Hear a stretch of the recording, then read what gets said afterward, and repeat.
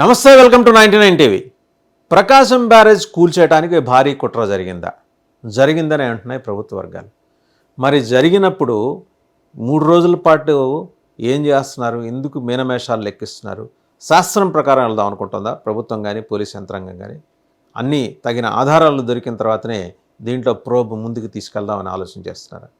తలసల రఘురాం మేనల్లుడు, మాజీ అడ్వైజర్, జగన్మోహన్ రెడ్డి గారి ప్రభుత్వంలో అడ్వైజర్.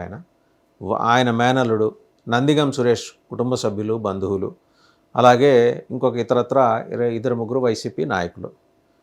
సో వీళ్ళందరూ కలిసి కుట్ర పన్ని ప్రకాశం బ్యారేజీ దగ్గర ఈ బోట్లను వదిలేశారు. ఆ బోట్లకి వైసీపీ రంగులు ఉండటమే దీనికి ప్రధాన కారణం అని చెప్పేసి ప్రాథమికంగా ఒక అవగాహనకు వచ్చారు. సో ఇప్పుడు వీళ్ళు కూడా పారిపోయారట. అంటే సురేష్ ఎలాగో అరెస్ట్ అయ్యి లోపల ఉన్నారు, మిగిలిన వాళ్ళందరూ పారిపోయారు, అజ్ఞాతంలో ఉన్నారు.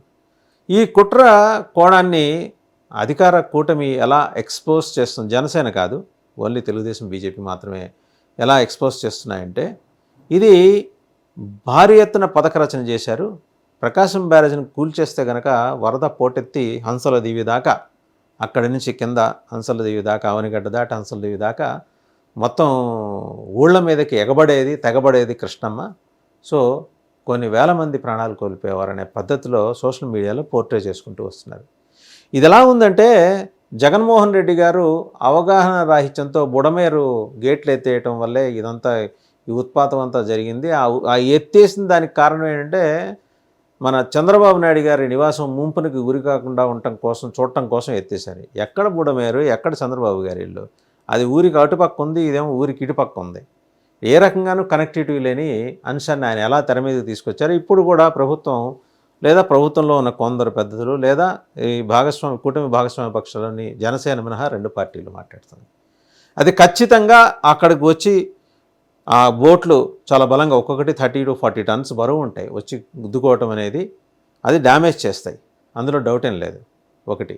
రెండోది, పనిగట్టుకొని నందిగం సురేష్, తలసిల రఘురాము, లేకపోతే దేవినేని అవినాష్, ఇంకా మనకి ఎవరు దోస్తే వాళ్ళు, వీళ్ళందరూ కలిసి ఆ బోట్లని అక్కడి నుంచో రిమోట్ కంట్రోల్లో ఆపరేట్ చేసి ఇటు తోలేశారు. ఏమంటే, నేషనల్ డ్యామ్ సేఫ్టీ అథారిటీ అని ఒకటి ఉంటుంది, దానికి యాక్ట్ కూడా ఉంది, 2021లో చేశారు.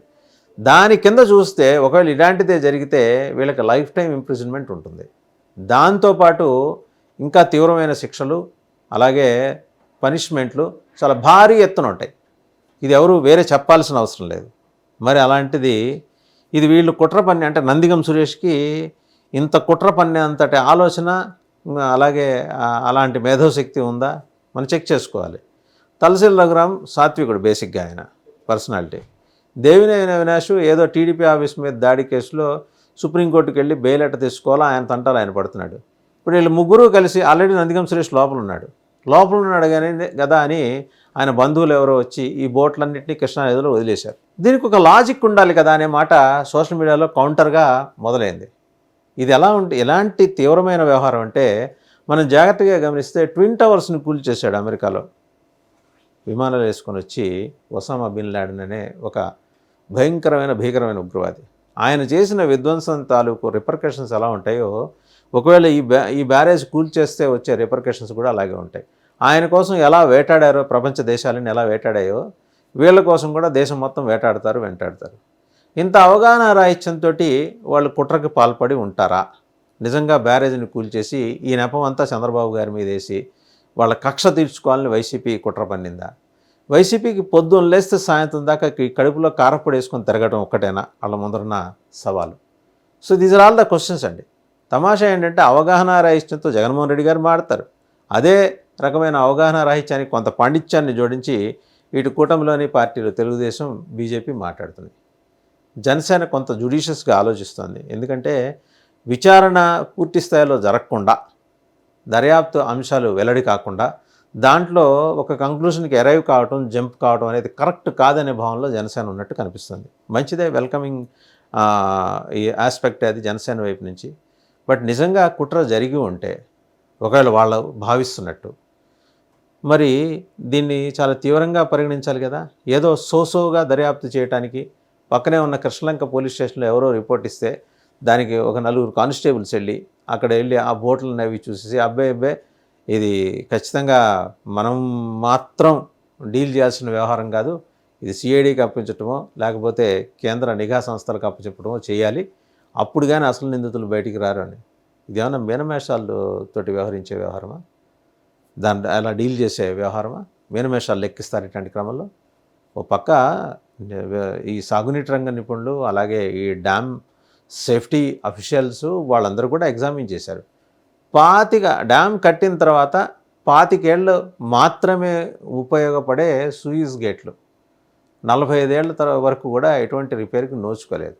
సూయిజ్ గేట్లు అంటే చాలా కిందకు ఉంటాయి. అంటే మనం ఎలా చెప్పాలంటే ఈవెన్ బ్యాక్ వాటర్స్ని నిలువరించేంత వరకు ఉంటాయి. ఇవాళ ఎత్తాల్సి వస్తే అది కూడా ఎత్తాలంటే ఆ బ్యాక్ వాటర్స్కి సంబంధించి ఉండే ఆ సూయిజ్ గేట్లని కనెక్ట్ చేసే గొలుసులు ఉంటాయి. ఆ గొలుసులు లేవంట. మరి ఒక 20 ఏళ్ళ నుంచి ఎవరున్నారు అధికారంలో? కాంగ్రెస్ ప్రభుత్వం ఉంది, తెలుగుదేశం ఉంది, మళ్ళీ రాష్ట్ర విభజన తర్వాత మళ్ళీ తెలుగుదేశం వచ్చింది, మళ్ళీ వైసీపీ చూసింది, ఇప్పుడు మళ్ళీ తెలుగుదేశం ఉంది. ఎక్కడి నుంచి చూడాలి ఇది? ఒక 20 ఏళ్ల క్రితం వెనక్కి వెళ్ళి చూడాలి కదా. 20 ఏళ్ల క్రితం ఎవరున్నారు? కాంగ్రెస్ వాళ్ళు ఉన్నారు, తెలుగుదేశం, మళ్ళీ కాంగ్రెస్, మళ్ళీ తెలుగుదేశం, వైసీపీ, ఇప్పుడు మళ్ళీ తెలుగుదేశం కూటమి. మరి ఆ కనీసం గొలుసులు పోయిన విషయాన్ని ఎవరో కన్నయ్య నాయుడు వచ్చి చెప్పేదాకా మనం తెలుసుకోలేనంత బలహీనమైన స్థితిలో మన ఇరిగేషన్ యంత్రాంగం ఉందా? ఎక్స్పర్ట్స్ ఏమయ్యారు? ఇవన్నీ ఆలోచించాలి కదా. లేకపోతే ఇవన్నీ నందిగం సురేష్కి ముందే తెలిసి టక్కన తలసరి రఘురామ్ గారికి ఫోన్ చేసి, అన్నా రఘురామ్ అన్న, మనం మన బోట్లు వదిలేద్దాం, వెళ్ళి గుద్దేస్తుంది, మొత్తం బ్యారేజ్ అంతా ధ్వంసం అయిపోతుంది, సో మనం చంద్రబాబు గారి మీద ఇలా కక్ష తీర్చుకోవచ్చు, వాళ్ళ ఫెయిల్యూర్స్ని మనం ప్రపంచానికి చాటి చెబుదామనే ఉన్నా మరి నందిగం సురేష్ ఆలోచన చేశారా? ఆయన ఆల్రెడీ మీ కస్టడీలోనే ఉన్నాడు కదా. ఆయన పిలిచి మీ పద్ధతిలో ప్రశ్నిస్తే మీకు కావాల్సిన నిజాలు, మీరు కోరుకుంటున్న నిజాలు ఆయన నోటి ద్వారా మీరు వినే అవకాశం ఉంది కదా, పోలీస్ యంత్రాంగంతో వినే అవకాశం ఉంది కదా. ఎందుకు చేయట్లేదు? తలసిల్ రఘురామ్ మీద నింద మోపారు, ఓకే, రాజకీయపరమైన కక్షలు కాదు అని మీరు అంటున్నారు, కానప్పుడు వీళ్ళ పేర్లు ఎక్కడి నుంచి వస్తున్నాయి?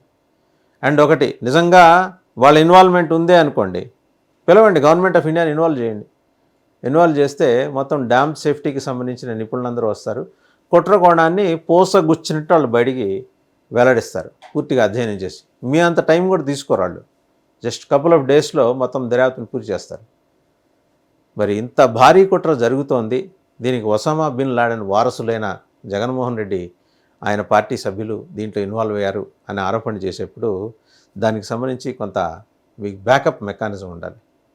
బేసిక్గా అది ప్రకాశం బ్యారేజీ దాని వయసు అయిపోతుంది, వయసు అయిపోయిన తర్వాత 25 ఏళ్లకో 30 ఏళ్లకో మార్చాల్సిన ఆ సూయిజ్ గేట్ల తాలూకు గొలుసులు ఇవాళ మాయమయ్యాని ఇవాళ మీరు గుర్తించారు. ఇంటే 20 ఏళ్ల పాటు ఏం చేస్తున్నారు, లేదా 25 ఏళ్ల పాటు ఏం చేస్తున్నారు? అంటే మీ ఇరిగేషన్ శాఖ నిద్రపోతుందా? మీ అధికారులు నిద్రపోతున్నారా? ఇరిగేషన్ శాఖ అధికారులు నిద్రపోతున్నారా? మీరు దానికోసం special chief secretary irrigation government of ఆంధ్రప్రదేశ్లో ఉంటారు, అది ఎవరు హోల్డ్ చేస్తే వాళ్ళు నిద్రపోయారా? ఇప్పుడున్న వాళ్ళు కూడా నిద్రపోతూ వస్తున్నారా? ఇవాళే హఠాత్తుగా ఎందుకు వెలుగు చూస్తుంది? మరి ఈ ప్రశ్నలన్నిటి కూడా ఒకసారి మిమ్మల్ని మీరు తరచి ప్రభుత్వం అంతర్గతంగా చెక్ చేసుకోవాలి. నో డౌట్ వైసీపీ వాళ్ళకున్న నేర చరిత్ర, వాళ్ళ నేర నేపథ్యం అందరికీ తెలిసిందే కాబట్టి వాళ్ళనేమి అనుమానించొద్దు అంటల్లా. బట్ అనుమానించేప్పుడు కొంత బేసిక్ నాలెడ్జి, బేసిక్ ఎవిడెన్స్ మనకు ఉండాలి. అది మన దగ్గర ఉందా లేదా, అసలు ఆ ప్రిపేర్డ్నెస్ ఉందా లేదా? ఇవాళ కదా మనకి ఇంత వరద వస్తే కదా తెలిసింది అక్కడ గొలుసులు దాన్ని తెగిపోయి కొట్టుకుపోయాయని. మరి ఆ గేట్లు ఎట్టేస్తారు, సూయిజ్ గేట్లు? దానికి ఈరోజు ఉన్న పరిస్థితుల్లో దానికి రిపేర్ కూడా చేయలేమని చెప్పేసి ఎక్స్పర్ట్స్ చెప్తున్నారు. మరి దీనికి బాధ్యత ఎవరు వహిస్తారు? అప్పటి నుంచి పనిచేసిన ముఖ్యమంత్రులు, దివంగత ముఖ్యమంత్రులు సహా వాళ్ళందరికీ సమన్లు పంపిస్తారా? జగన్మోహన్ రెడ్డికి ఎలాగో సమన్లు పంపించవచ్చు, ఆయన కోతవేడు దూరంలో ఉన్నాడు, ఆయన తాడేపల్లి ప్యాలెస్లో ఉన్నాడు, లేదంటే బెంగళూరు యలహంక ప్యాలెస్కైనా నోటీసులు పంపించవచ్చు. మరి అంతకుముందు మీరు కూడా ప్రభుత్వం చేశారు కదా, మీరు కూడా ఇరిగేషన్ మంత్రులుగా ఉన్నారు కదా, వాళ్ళందరికీ నోటీసులు పంపిస్తారా? పిలిపించి ఆ నేషనల్ డ్యామ్ సేఫ్టీకి సంబంధించిన అధికారులు వాళ్ళ ముందు సమన్ చేయిస్తారా? ఈ ప్రశ్నలకు మీ దగ్గర సమాధానాలు ఉన్నాయా? జనాలకి వాస్తవాలు తెలియజెప్పండి, ఒత్తినే ఫ్రైటన్ చేయటం కాదు. ఒసామా బిన్ లాడెన్ వచ్చాడు, ఆయన మనవాళ్ళు వచ్చారు, వాళ్ళు వైసీపీ వాళ్ళు కలిసి కుట్ర పన్నారు, ఆ బ్యారేజ్ని గుద్దేశారు బోట్లు వేసుకొని. ఇదంతా ఏంటంటే ఏ బాహుబలి సినిమా డైరెక్టర్ రాజమౌళికి లేకపోతే బోయపాటి సీన్కో ఇస్తే వాళ్ళు మంచి కథ తోటి, మంచి పిక్చరైజేషన్ తోటి మంచి హిట్ సినిమా తీస్తారు. బట్ ఇది సినిమా కాదు, వాస్తవం జీవితం, లక్షలాది మంది ప్రజల జీవితాలకు సంబంధించింది. So think twice before you make a statement. ఎవరైనా కావచ్చు, అధికారులు కావచ్చు, అధికారంలో ఉన్న రాజకీయ పార్టీ కావచ్చు.